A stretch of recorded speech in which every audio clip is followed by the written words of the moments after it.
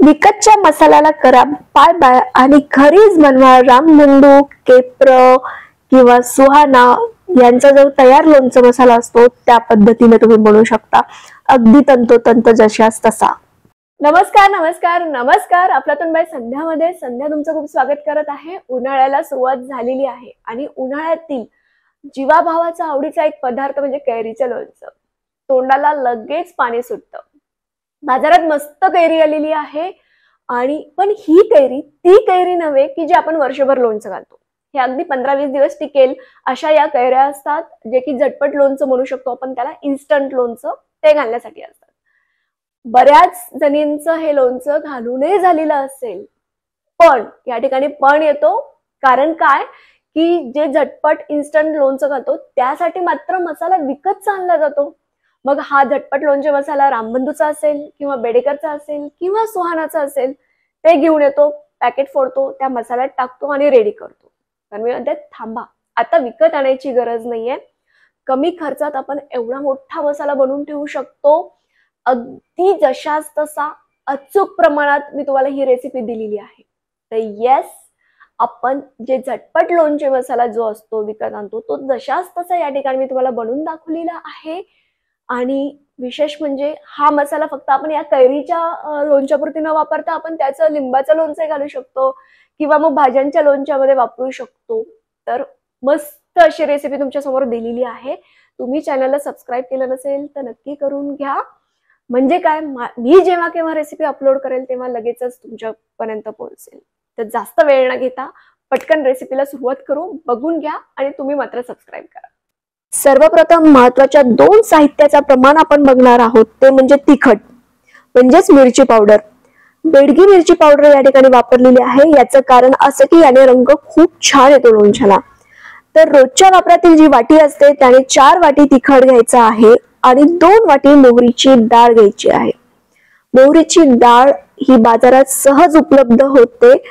बाजारातील जो मसाला असतो त्यापेक्षा चवीला अप्रतिम लोणचं तयार होतो, याची 100% गॅरंटी मी देते। आता एक पॅन गरम करायला ठेवलेला आहे, त्यामध्ये मोहरीची डाळ आपण 2 मिनिटं गरम करून घेणार आहोत, थोडीशी भाजून घेणार आहेत। कारण का की त्यामध्ये जरासा नमपणा असेल, थोडा ओलावा असेल तर तो निघून जाईल आणि लोणचे मसाला भरपूर दिवस टिकण्यास मदत होईल। 2 मिनिटं छान भाजून घ्यायची आणि याला थंड व्हायला ठेवून द्यायचं। त्याच पॅन मध्ये आपल्याला अर्धा वाटीला जरा कमी म्हणजे 4 टेबलस्पून एवढं तेल घ्यायचं आहे। तेल पूर्ण गरम करून घ्यायचे, गॅस बंद करायचा आणि थंड व्हायला ठेवू द्यायचे। याचं कारण असं की तेलातील कच्चेपणा निघून जाईल आणि मसाला टिकण्यास मदत होईल। आता मोहरीची डाळ जी थंड झाली आहे ती मिक्सर मधनं वाटून घ्यायची आहे। मिक्सरचं भांडं भरताना ते अर्धच भरून घ्यायचंय आणि बीट मोड वरती आपल्याला हळूहळू याला दरदरीत कुटून घ्यायचंय, एकदम पिठासारखं बारीक करायचं नाहीये। त्याचा गचका होऊ नये म्हणूनच अर्ध भांडं भरून आपण बीट मोड वरती हळूहळू बारीक करतोय। एका परातीमध्ये आपण 4 वाटी जो तिखट घेतले ते घ्यायचंय, त्याला पसरून घ्यायचंय आणि त्यामध्ये ही बघा आता व्हिडिओ मध्ये दिसत असेल एवढी अशी दरदरीत बारीक मोहरीची डाळ बारीक करून घ्यायची आहे। मी लोणचं देखील याचं घालून दाखवलेलं आहे, त्यामुळे व्हिडिओ शेवटपर्यंत पहा, स्किप करू नका। आणि यानंतर मिठाचं प्रमाण घेणार आहोत अर्धा वाटी। ज्या वाटीनुसार आपण हे 2 आधीचे घटक घेतले त्याच वाटीनुसार अर्धा वाटी मीठ सफिशियंट होतं।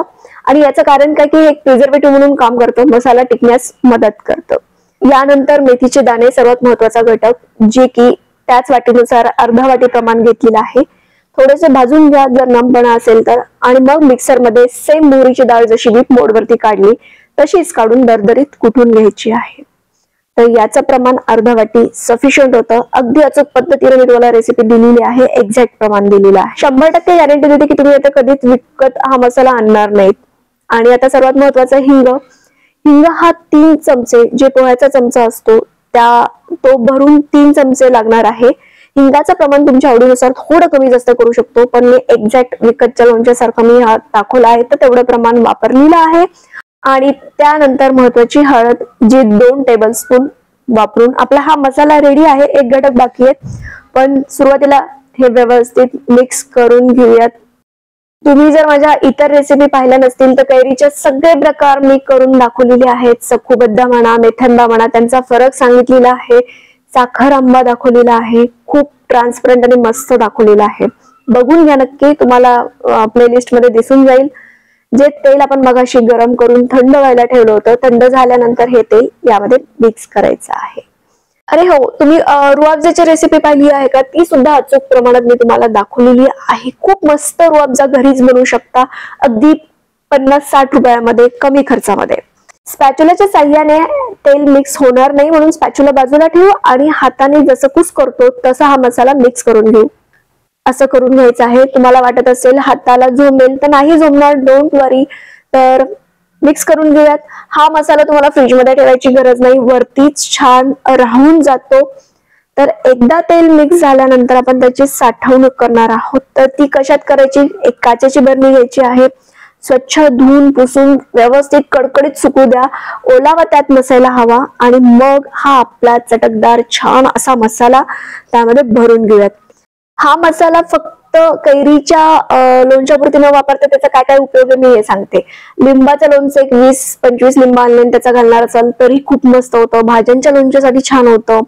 आणि त्याचबरोबर तुम्ही पोहे जे आपण पातळ पोहे कालवून खातो त्याच्यामध्ये लिंबू पिळून हा मसाला टाका. आहा, काय मस्त चव लागते.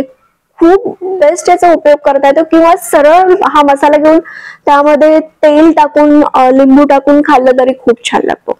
आता मी तुम्हाला एक झटपट लोणचं कसं बनवायचं या ठिकाणी दाखवत आहे. कैरी बारीक फोडी करून घेतलेल्या आहेत चौकोनी, त्या मसाल्यामध्ये टाकायच्या आहेत. मीठ टाकायचं आहे. बस मसाला कालवायचा आहे. पण थोडस तेल पण लागणार आहे टिकण्यासाठी. तर अर्धा वाटी तेल हे कडकडीत गरम केलेलं आहे आणि पूर्ण थंड होऊ द्यायचं आहे आणि मगच या लोणच्यामध्ये आपल्याला टाकायचं आहे. तुम्ही कलर बघू शकता, अप्रतिम दिसत आहे. तर जेवढ्या फोडी आहेत त्यानुसार आपण तेल वापरत असतो. तर अर्धा वाटी तेल या ठिकाणी वापरलेलं आहे, जे की लोणचं टिकण्यास मदत करतं. आणि जो खार म्हणतो ना, तो हा खार या लोणच्या मसाल्याने इतका परफेक्ट दिसतो. तुम्ही पूर्ण उन्हाळा या मसाल्याचा आनंद घेऊ शकता, इतकं अफलातून होतं. तर नक्की बनवून बघा, मला कमेंट करायला विसरू नका आणि सबस्क्राईब करायला पण विसरू नका. आणि रेसिपी आवडली असेल तर लाईक करा. पुन्हा भेटू आपण नवीन रेसिपी सगळं. तुम्हाला काय अजून पाहणं अपेक्षित आहे मला कमेंट बॉक्स मध्ये कळून नक्की कळवा. चला तर मग पुन्हा भेटूयात.